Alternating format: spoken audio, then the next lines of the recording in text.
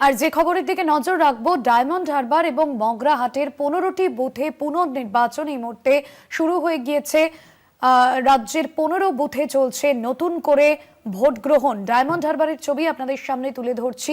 মগরাহাট পশ্চিমের 11টি বুথ এবং ডায়মন্ড হারবারের 4টি বুথে শুরু হয়ে গিয়েছে ভোট গ্রহণ। এবং কোন কোন বুথে পুনর্নির্বাচনের সিদ্ধান্ত নেওয়া হয়েছে শুক্রবারই সেই তালিকা প্রকাশ করেছে নির্বাচন কমিশন। সকাল থেকেই পুনর্নির্বাচনে মোটের উপর শান্তিপূর্ণ পরিস্থিতি। পুনর্নির্বাচনেও তৎপর কেন্দ্রীয় বাহিনী এবং রাজ্য পুলিশ। বুথের সামনে কোনো জমায়েত করতে দেওয়া হচ্ছে না। এলাকায় কেন্দ্রীয় বাহিনীর জওয়ানরা টহল দিচ্ছেন। দক্ষিণ 24 পরগনার ফলতায় একাধিক বুথ থেকে ইতিমধ্যে গোলমালের অভিযোগ উঠেছিল, আমরা দেখেছিলাম। দ্বিতীয় দফায় স্ক্রুটিনির জন্য সেখানে নির্বাচন কমিশনের বিশেষ পর্যবেক্ষক গিয়েছেন, অভিযোগ খতিয়ে দেখা হয়। তবে ফলতায় এখনো পর্যন্ত পুনর্নির্বাচন নিয়ে কোনো সিদ্ধান্ত নেওয়া হয়নি। তবে মগরাহাট এবং ডায়মন্ড হারবারে আজ পুনর্নির্বাচন হচ্ছে বেশ কয়েকটি বুথে, 15টি বুথে পুনর্নির্বাচন। কোয়েল মণ্ডল রয়েছেন সরাসরি আমাদের প্রতিনিধি ডায়মন্ড হারবার থেকে। কোয়েল, আমরা দেখেছিলাম যে এর আগে অর্থাৎ দ্বিতীয় দফায় যে অভিযোগগুলো সামনে এসেছিল সেই অভিযোগের পরিপ্রেক্ষিতে আজ পুনর্নির্বাচন 15টি বুথে। ডায়মন্ড হারবারে সকাল থেকে কি ছবি? একদমই ভাস্বতী, দেখো 29শে এপ্রিল শেষ দফার নির্বাচন ছিল এবং শেষ দফার নির্বাচনে এই দক্ষিণ 24 পরগনা জেলার 31টি বিধানসভা কেন্দ্রে ভোট গ্রহণ হয়েছে। তার মধ্যে মগরাহাট পশ্চিম এবং ডায়মন্ড হারবার অবশ্যই ছিল।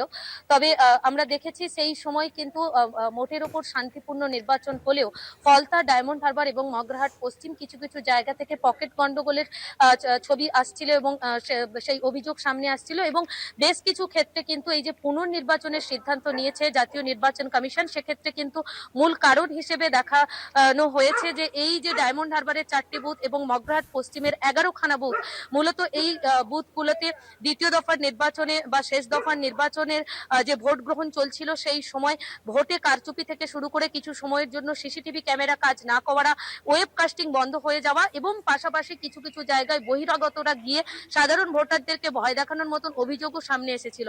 আমি যে বুথে এই মুহূর্তে রয়েছি সেখানেও কিন্তু সকাল থেকে একেবারে পুনর্নির্বাচনের ভোট গ্রহণ শান্তিপূর্ণভাবে শুরু হয়েছে। কড়া নিরাপত্তার বেষ্টনীতে ঘিরে ফেলা হয়েছে এই ভোট গ্রহণ কেন্দ্র। কেন্দ্রীয় বাহিনীর জওয়ান থেকে শুরু করে রাজ্য পুলিশের বিশাল ফোর্স মোতায়েন করা হয়েছে। কেন্দ্রীয় বাহিনীর জওয়ানরা গোটা এলাকায় একেবারে দফায় দফায় টহল দিচ্ছে, কোনো জমায়েত করতে দেওয়া হচ্ছে না। পাশাপাশি কিন্তু এই যে বুথ যেখানে পুনর্নির্বাচন হচ্ছে, সকাল 7টা থেকে ঘড়ির কাঁটায় একেবারে নিয়ম মেনে সেখানে কিন্তু সকাল 7টা থেকে ভোট গ্রহণ শুরু হয়েছে। মহিলাদের জন্য আলাদা লাইন করা হয়েছে, মহিলা ভোটারদের জন্য, পুরুষ ভোটারদের জন্য আলাদা লাইন করা হয়েছে এবং আমরা যেমনটা জানতে পাচ্ছি সূত্র মারফত, এই বুথে 29শে এপ্রিল যখন শেষ দফার নির্বাচনের ভোট গ্রহণ হয়েছিল তখন বহিরাগতরা কিছুজন এসে স্থানীয় ভোটারদেরকে ভয় দেখানোর পাশাপাশি এই বুথের যে বিজেপি এজেন্ট তাকে ঢুকতে দেওয়ার বাধা দেওয়া হচ্ছিল বলে অভিযোগ সামনে এসেছিল। পাশাপাশি বুথে ওয়েবকাস্টিং কিছু সময়ের জন্য বন্ধ হয়ে যাচ্ছিল। এই নানান অভিযোগকে কেন্দ্র করে বুথের পুনর্নির্বাচনের আবেদন জানানো হয়েছিল এবং তারপরেই কিন্তু নির্বাচন কমিশন অন্যান্য বুথের পাশাপাশি অন্যান্য 3টি বুথের পাশাপাশি ডায়মন্ড হারবার বিধানসভার এই বুথটি অর্থাৎ এই রায়নগর প্রাথমিক বিদ্যালয় যে 243 নম্বর বুথ, এই বুথেও কিন্তু পুনর্নির্বাচন প্রক্রিয়া শুরু হয়েছে।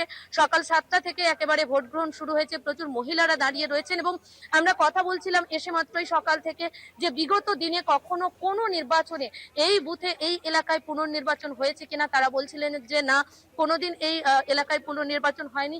স্বাভাবিকভাবে সাধারণ ভোটাররা তারা কিভাবে দেখছেন বিষয়টাকে আমরা একটু কথা বলার চেষ্টা করব। গতবারে ভোট দিয়েছিলেন 29 তারিখ? হ্যাঁ, হ্যাঁ, আমি ভোট দিয়েছিলাম। কি সমস্যা হয়েছিল পুনর্নির্বাচন হচ্ছে? শুনেছিলাম কোনো একজন প্রিসাইডিং অফিসারকে আটকে রেখেছিলেন। তো সেই কারণে মানে আবার পুনর্নির্বাচন হচ্ছে এখানে। বিগত দিনে কখনো না, না, না, এই ফার্স্ট টাইম। এই প্রথম? মানে একই ভোটের দুবার ভোট হচ্ছে, এরকম প্রথম অভিজ্ঞতা। মানে কিভাবে দেখছেন বিষয়টাকে? দেখুন, মানে অনেকে তো আছে যে মানে ভোট দিয়ে চলে গেছে, কোথাও কাজের সূত্রে বলুন এসেছিলেন, সেখানে ভোট টোট দিয়ে আবার চলে গেছে। সেখানে এবারে আশা করছি মানে যতজন ভোটার ছিলেন তার তুলনায় আশা করছি ভোটটা কমই পড়বে। মানে সবাই তো আর নেই, অনেকে চলে গেছে, সেই কারণে। আর অনেকে জানেও কিনা সেটাও একটা ব্যাপার। একেবারে ভাস্বতী, তুমি শুনলে এই যে বুথ, এই বুথে 613 জন ভোটার। 29শে এপ্রিল শেষ দফার নির্বাচনে প্রত্যেক ভোটার হ্যাঁ, তারা করেন। এসে নিজেদের গণতান্ত্রিক অধিকার প্রয়োগ করেছিলেন, কিন্তু হুম। লাইনে দাঁড়িয়ে থাকা ভোটাররা তারা বলছেন যে দ্বিতীয়বার ভোট দিতে কোনো সমস্যা নেই, কিন্তু অনেকের কাছে সেই মেসেজ পৌঁছয়নি। যারা প্রথমবার ভোটের জন্য এসেছিলেন তারা অনেকে কর্মস্থলে ফিরে একদমই গিয়েছেন। কোয়েল, অর্থাৎ সেক্ষেত্রে বোঝাই হয়তো যাচ্ছে যে শান্তিপূর্ণভাবেই মোটের ওপর যে পুনর্নির্বাচন তা শুরু হয়েছে। ধন্যবাদ জানাবো আপাতত তোমাকে। সরাসরি ডায়মন্ড হারবার থেকে ছিলেন প্রতিনিধি কোয়েল মণ্ডল।